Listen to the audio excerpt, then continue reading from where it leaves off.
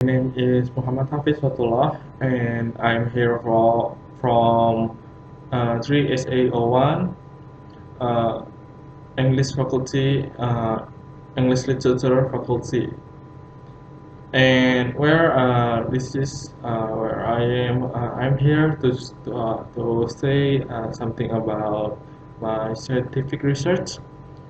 Well, this is for my last exam for speaking class. So, I'm here to talk about my scientific research. To tell you the truth, this is not my first scientific research. Back in my senior high school, I am doing some scientific research, but as a group. And now I'm here in college, and I'm doing scientific research on my own. Well, uh, Well, I'm in senior high school. I'm doing scientific research for my class and as a group. So it's a bit different from now, and I'm doing it on my own. And talking about scientific research, I'm gonna talk about my scientific research and the topic. I'm pick a topic about uh, the equivalent meaning of derivational English suffixes, and uh, and this is about I am take the data from this book, looking for Alaska. So there's two book. First the English version from John Green, and the Indonesian version that is translated by the Indonesian language, translated by Barokah Ruziati and Sekar Wulandari. So this is the Indonesian translation, and this is the English translation. So as we know that in English there are affixes. Affixes can be suffixes and prefixes. Prefixes is a morpheme that you attach in front of a words or and make a new meaning, such as happy. We can attach happy in front of happy with un, become unhappy. So unhappy is a different meaning of words from happy, and there's suffixes. Suffixes is morpheme that we attach it in the after the words, like worker. It's from words work, and we attach it with er, become worker. So suffixes in affixes they are inflectional, and derivational. So inflectional, it's that when you attach an affixes, the class word may change, like uh, from noun become verb, or there is in the changes class word, we can call it derivational. And there is inflectional. Inflectional, when we attach the affixes, there are no change in the class word, such as in noun become noun, and there's no such uh, changes in the class word.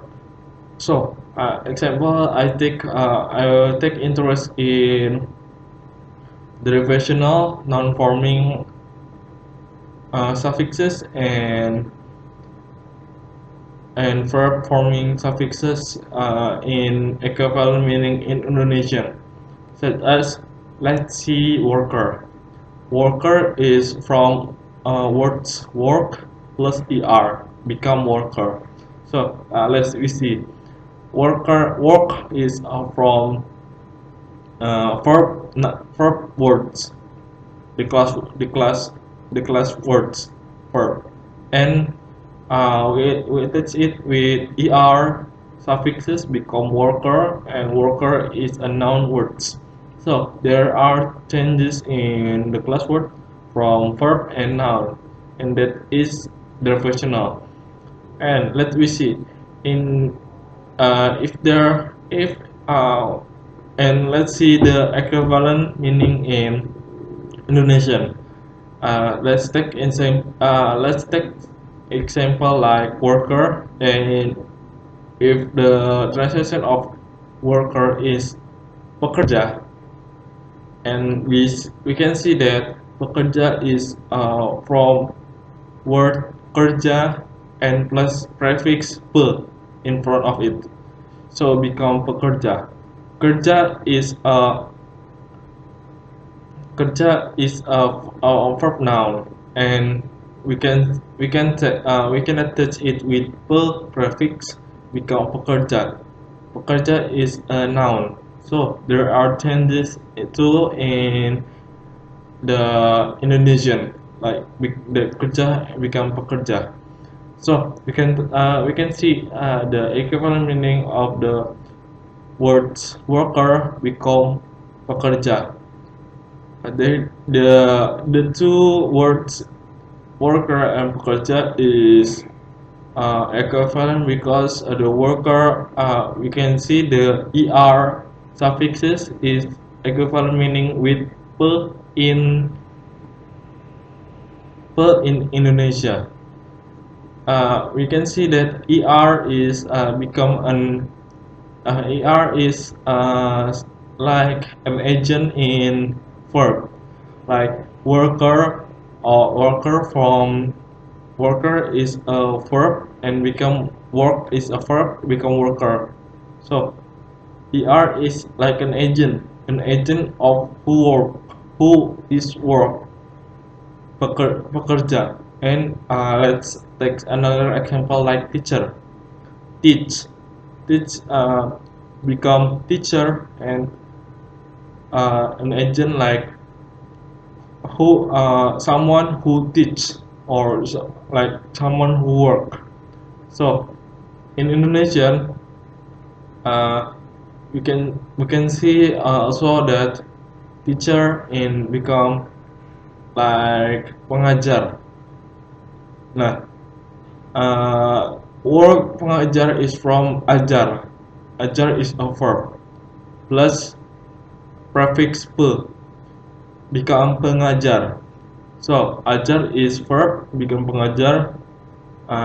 It is noun. So it is the we can take from to the example, and we can say that er suffixes is equivalent meaning with pe in Indonesia. Talk about my scientific research. Well, my who is become my supervisor is Miss Dwi Nitisari, and she is a wonderful teacher, and he is very cool, and I think he is very patient to deal with us about talking to teach us, to guide us in our scientific research, and we are thankful for her. And it is I think this scientific research, though it is only in Gunadarma, I think this assignment like scientific research only